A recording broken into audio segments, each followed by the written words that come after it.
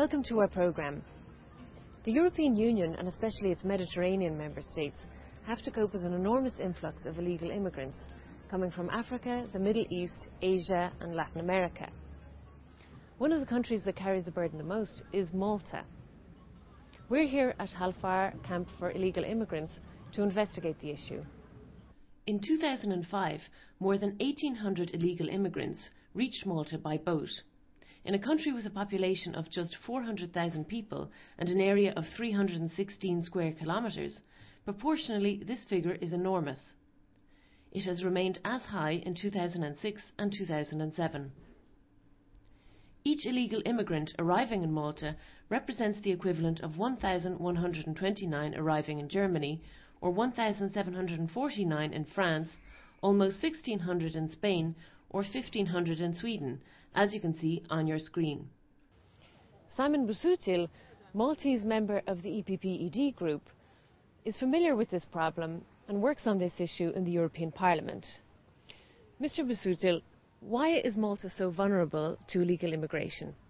Malta is vulnerable to illegal immigration because it's right at the centre of the crossing that these people make to go to Europe, especially continental Europe. Malta also has a vast sea, the Mediterranean Sea, and it sits right in the middle of the Mediterranean Sea. Even in terms of search and rescue, because most people who come to Malta are actually save that sea, Malta has huge responsibilities to try and save lives at sea. Just imagine the territorial area for which my country is responsible for search and rescue is as large as the entire territory of the United Kingdom. It's a vast area and it has to be managed by the smallest country of the European Union on its own.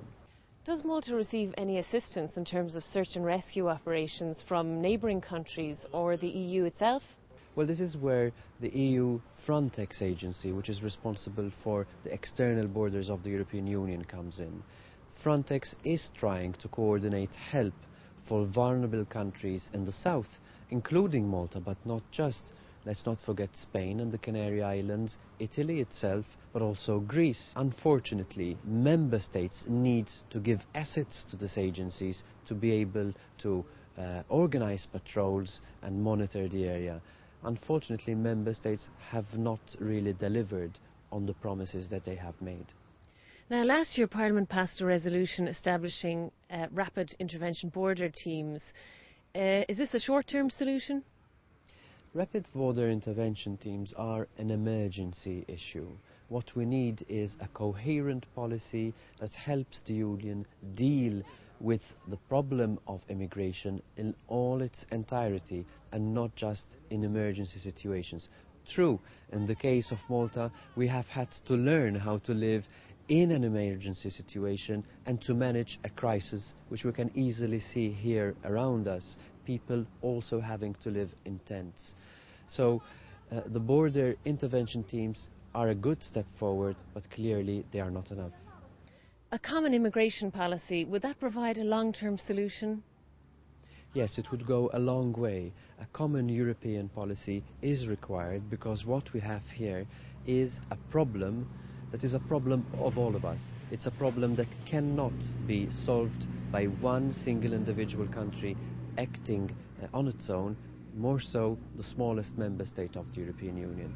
So this is a common problem, and what we need is a common solution. It's only Europe that can provide a common solution. Now, you mentioned the member states have to do more to tackle this issue. What about the Commission? Are they doing enough? Well, in all fairness, the Commission has come up with proposals, with interesting proposals, and I think more needs to be done in that respect.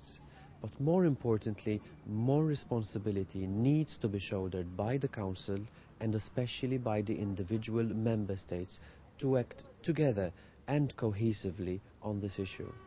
While announcing in Parliament's plenary session last September the creation of the European Fund for the Integration of Immigrants, Commissioner Frattini did not hide his disappointment. The European Commissioner responsible for Justice and Home Affairs admitted that the Council of Ministers has not approved the level of funding required. Il Fondo Europeo per l'Integrazione. Now, Other things are already well underway. We've discussed certain things in the past, in past debates, and I would say, quite frankly, that Council has scaled down financially some of the proposals which came from my part of the Commission initially, but we're seeing almost €1 billion now going in to this major component of the migration strategy, because there will not be migration unless there is integration. Now we have a fund which is investing in that. What does the future hold for illegal immigrants living here in this camp? It's a very difficult future, I would say even a bleak future, unless Europe appreciates the situations, the difficulties, and provides some kind of a solution. The solution needs to be twofold. Clearly, we need to address the root causes of immigration in the countries of origin, but equally we need to address also the emergency and the illegality of illegal immigration. This is where I believe that the EPP has the right policy to offer a solution for this problem. This was a special broadcast from Malta, brought to you by the press service of the EPP-ED Group, the largest political group in the European Parliament. For more information on the EPP-ED Group's immigration policy, log on to our website www.epp-ed.eu.